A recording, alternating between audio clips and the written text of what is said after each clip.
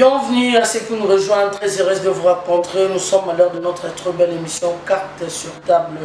Carte sur table, c'est une très belle émission sociopolitique qui vous informe à temps réel. En table d'aujourd'hui, mes très chers fidèles téléspectateurs internautes partout dans le monde entier, je tiens à vous informer ou vous annoncer ce qui se passe ici actuellement et réellement dans notre pays, les Congo.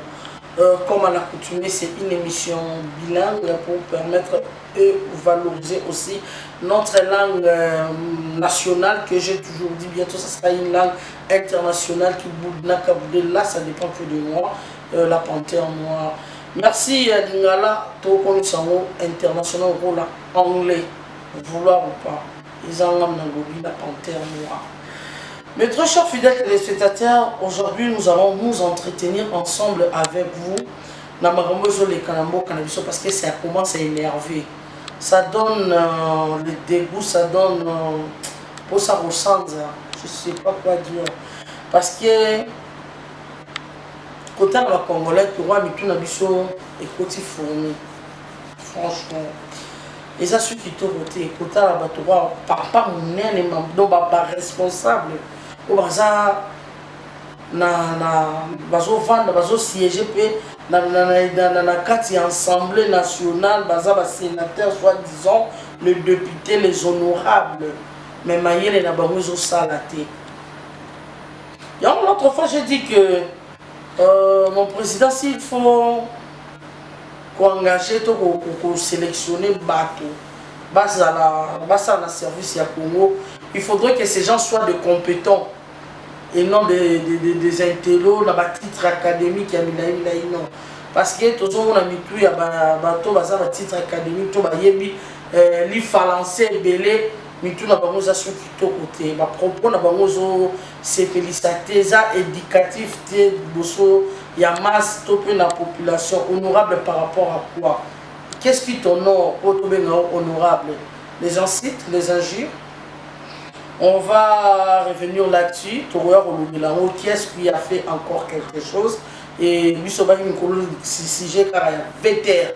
Mon vieux Max, c'est quand je sali à passant. VTR, tu as une vidéo.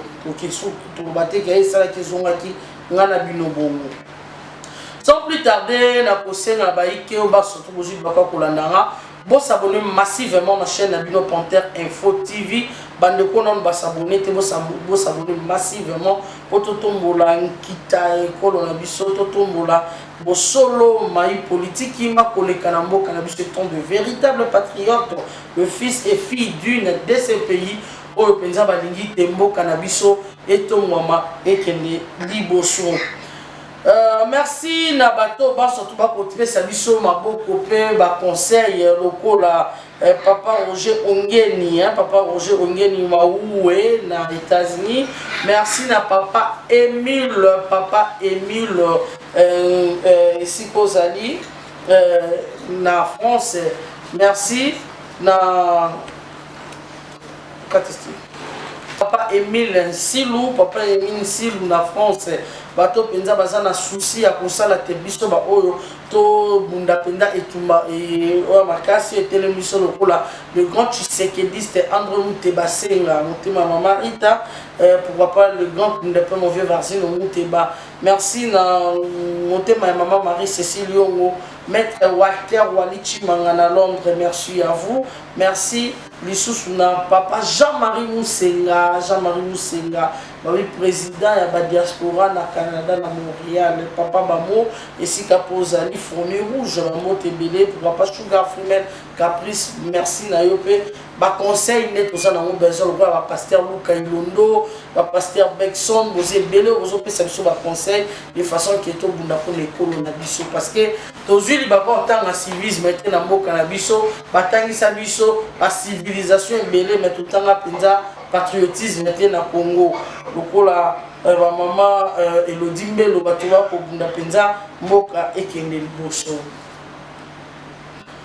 lelo bandeko na ekolobela likambo tali lwa ya Noël Tchani. Noël Tchani, c'est un Congolais de père et de mère, comme tout autre Congolais qui défend la cause de son pays. comme tout autre Congolais qui défend son pays, le dernier souffle. Moi, je m'étonne à la pays, surtout des bazarabazo, bundilambo, kanabon, la dernière énergie.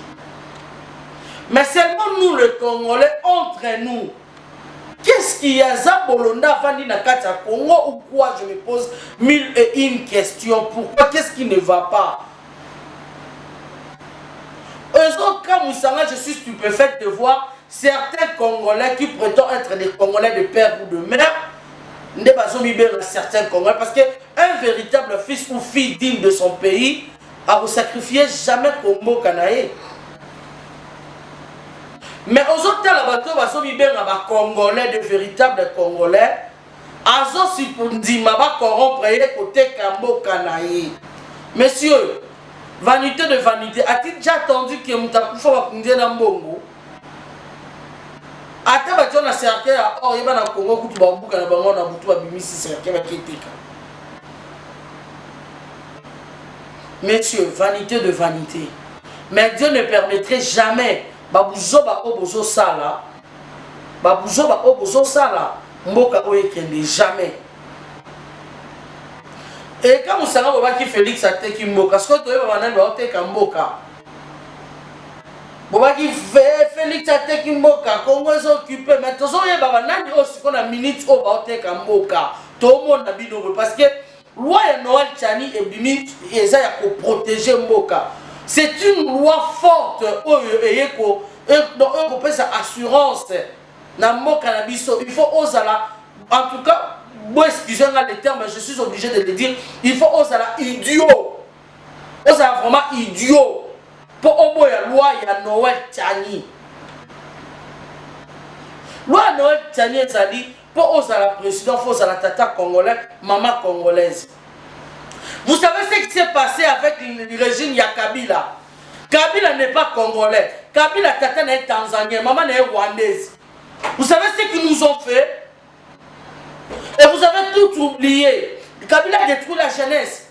Au revoir, moi, il y a 15 ans, il y a tata naye. Papa même pas koko naye, il y a Oudjana. Pour nani, papa n'a comment irresponsable. Papa n'a laissé à été. Papa ça de laquelle le côté moi on a ton abîmé que le kalipa, abîmé que le kamafuta tout la morolata. Na aye na zone na sacha kolia na ndaku. Ba ala bipe papa lié plus au moins na 15 ans yé nango. Sans pour autant demander et où soit pina na PCO. Il y a Mibali, le roi Baza Mibali, comme il coquette, on a formé un courou le bimana Congo à Nebayana aussi, c'est pas perdu. Pépère de remettre ma jeune mettre machette, na ma moto, à favoriser la délinquance dans le Congo, à détruire jeunesse. Jeunesse, ça n'a pas l'avenir. Le fils, Banamike, ou Diana, il fallait le futur ministre. Le futur journaliste, le futur député, il y a l'autre qui va dire son côté la ville en comme écouter pour parce que et bien va certains la VIH. Allez-y comprendre comment ils nous ont tous tués. Ok, n'a pas Mibali, pareil. Et voir la cruauté à Kabila qui n'était pas de notre. Lui-même, il a remis les machettes. N'a pas jeune garçon et il a ordonné à ce que Kanyama a abattre la jeune Wana Kuruna, opération Likof. Mais il y a c'est lui qui l'a créé.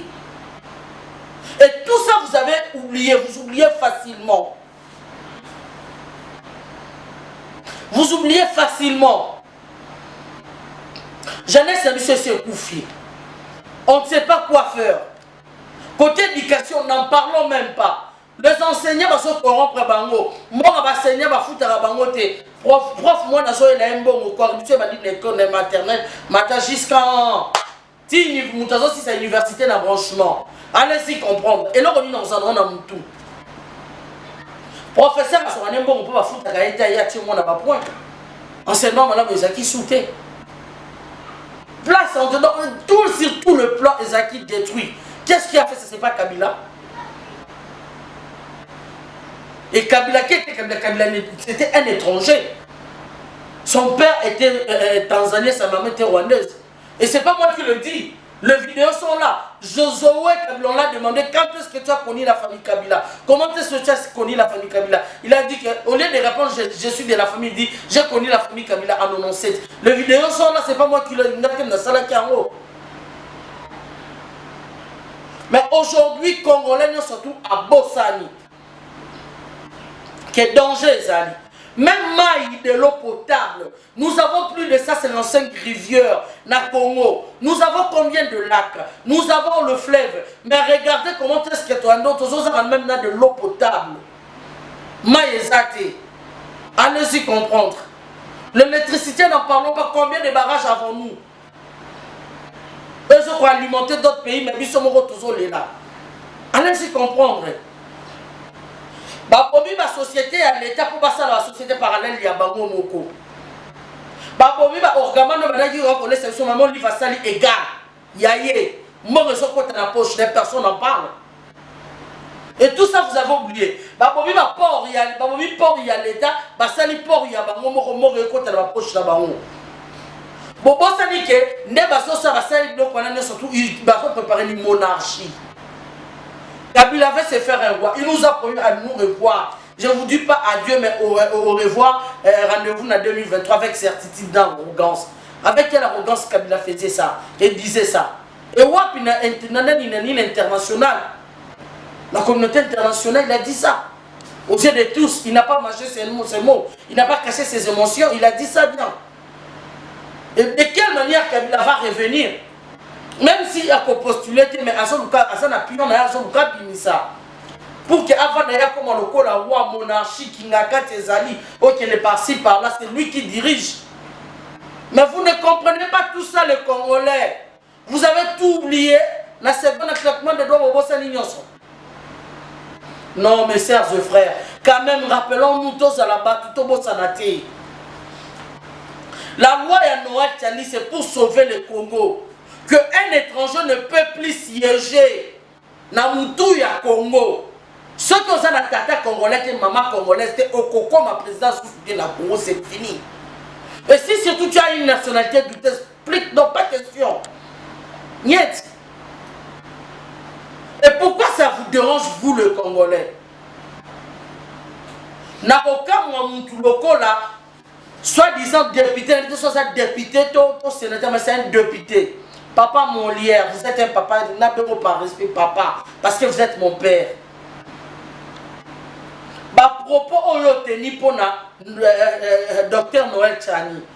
Donc ça manque d'argument. Je pensais que le cas la qui s'abisso deux avantages. Il y a loi Noël Tchani mais au qui la télévision pour finir Noël Tchani. Mais si vous voulez inciter Noël Tchani, prenez votre téléphone, appelez son numéro. De Noël Tchani Zolo na yo ça oyo fingi na télévision.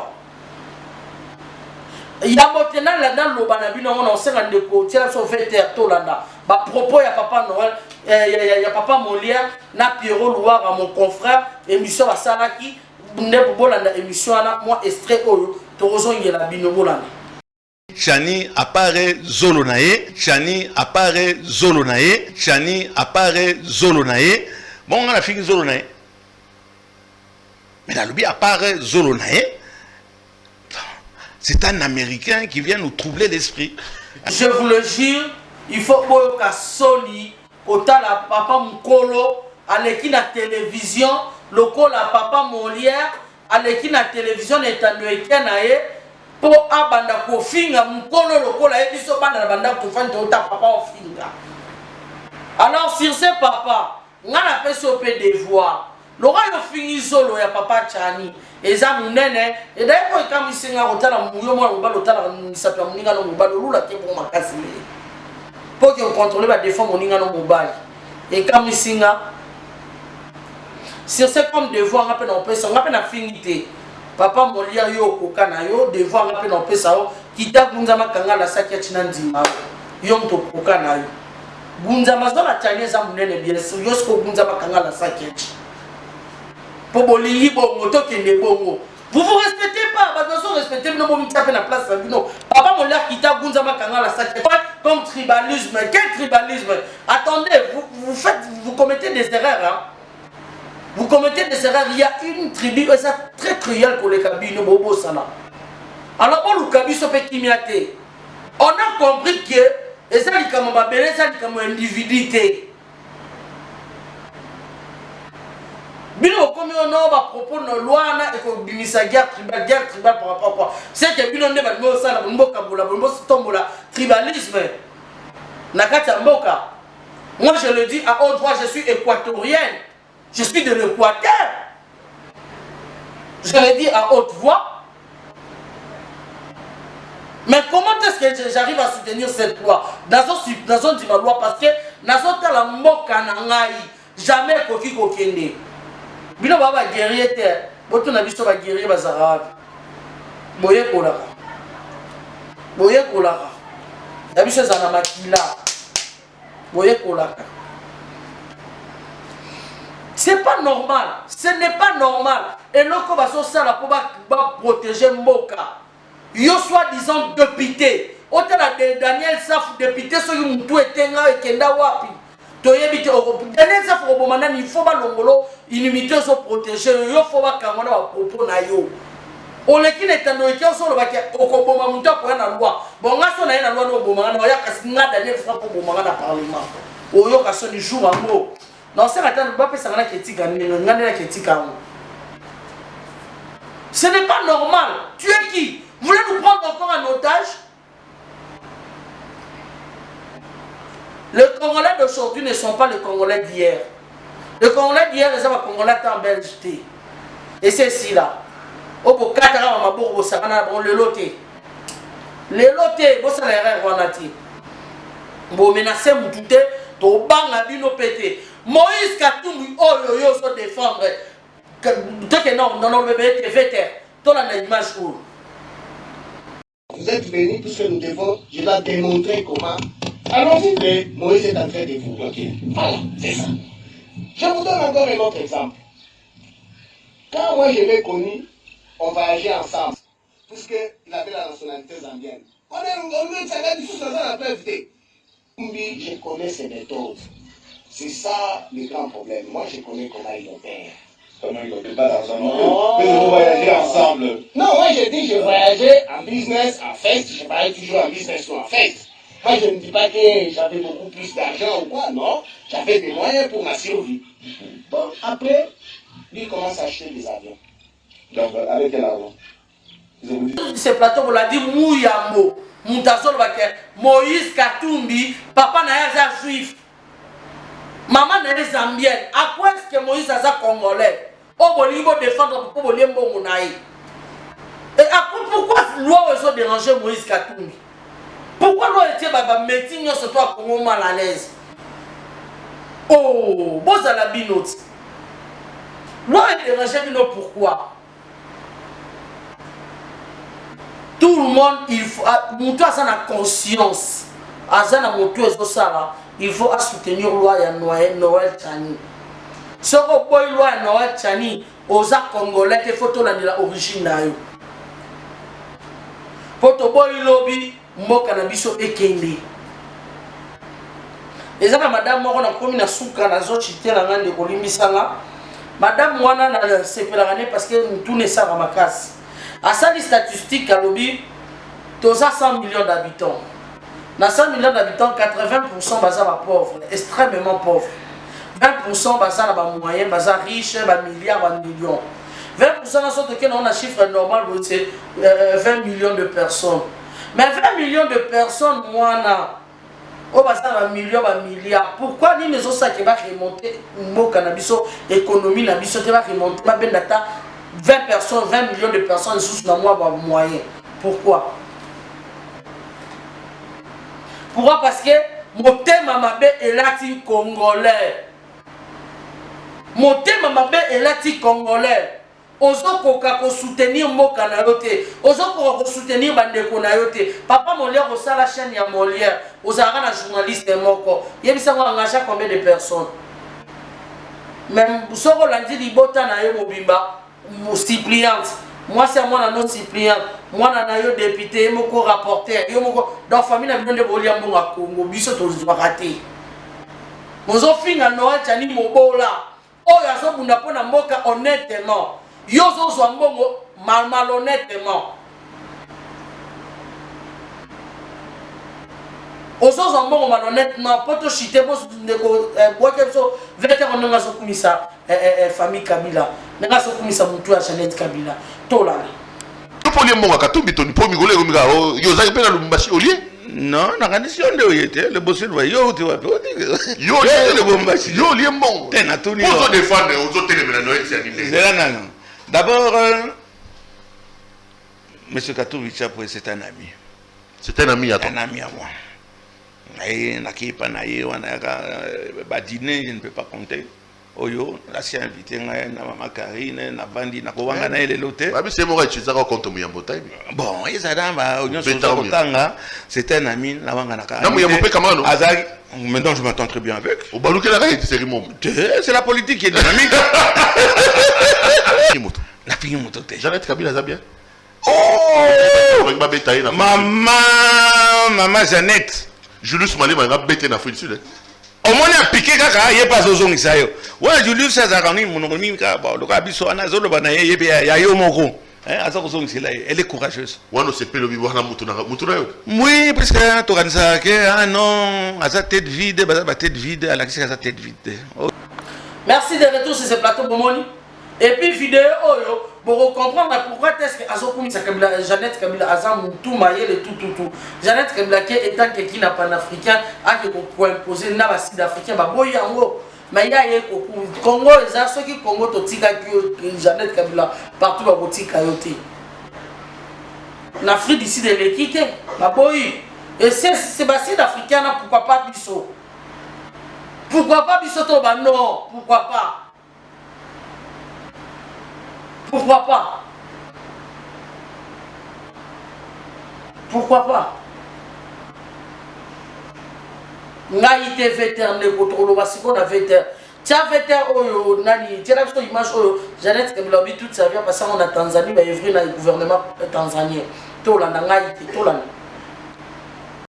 Les jeunes qui terminent leurs études secondaires et les autres peuvent être appelés à servir la nation pendant 3 mois ou plus pour, dans des centres, disons, de service national avant d'entamer leurs études universitaires. Honorable Présidente, je vous parle d'une expérience vécue en Tanzanie pendant 1 année qui m'a forgé personnellement parce qu'on était appelé à servir la nation dans le service national en Tanzanie avant d'entamer notre étude universitaire. Mais Congolais ne sont pas conscients. Congolais ne sont pas conscients. Toto Moulankita Yambo Canabiso, to soutenir roi ya Noël Chani. C'est combattre la mboka. Et ça combattre la mboka. Et ça combattre la mboka. Soko Limboka, au retour au Congo est occupé, Congo va occuper, va infiltrer, c'est maintenant ou jamais. Bon, ceux qui te battent, tu te voté loin, bon, qui pendant surtout qui et s'il, c'est le Congolais maintenant la tête. Pour ça, tu as vu la logique des choses. Un musée, un musée, tu as vu ça, Rwandais. Un musée, tu as vu ça, Rwandais, tu as vu ça.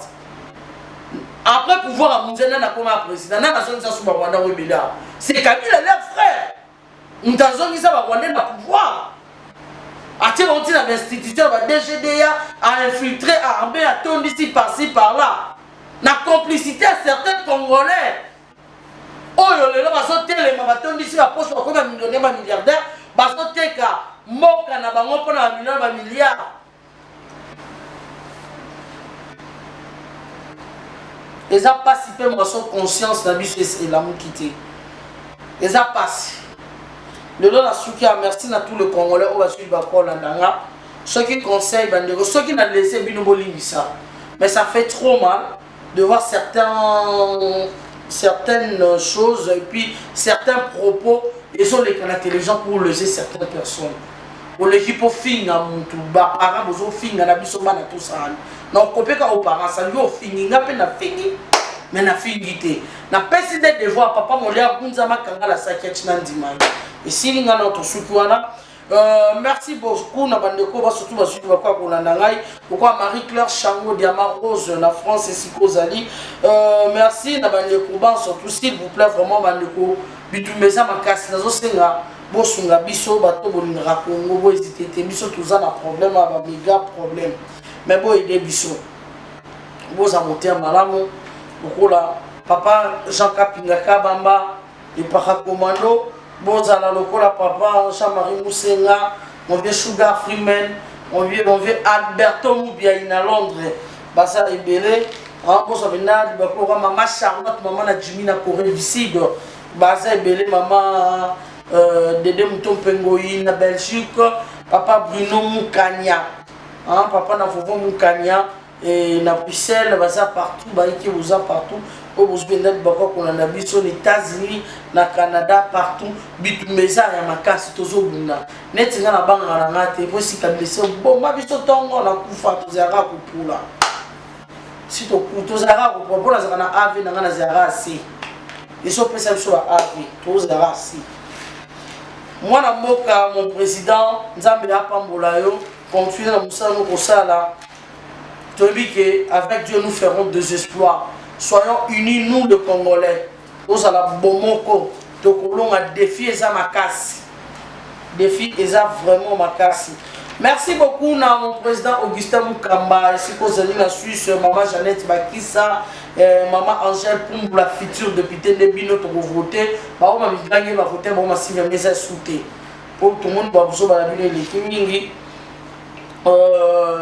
merci pour mon vieux roi soleil Marie-Paul Mouta maman Odito merci na yo maman pourquoi pas maman Brigitte Amato ozolanda biso parti ya matadi bato ko bunda penza pona mboka mon vieux Roger le combattant tala mitumba yango eleki makasi bakomi kolesa bango bambongo tokona ba enveloppe na ba photo moza simbi photo enveloppe bamisuki basimbi ba enveloppe na oteka mbongo na milina na mboka na ngate opianga na kolia na oteka te ya mawa pe pasi ndeko mbote na bino maso tuto linga bino mingi to sukia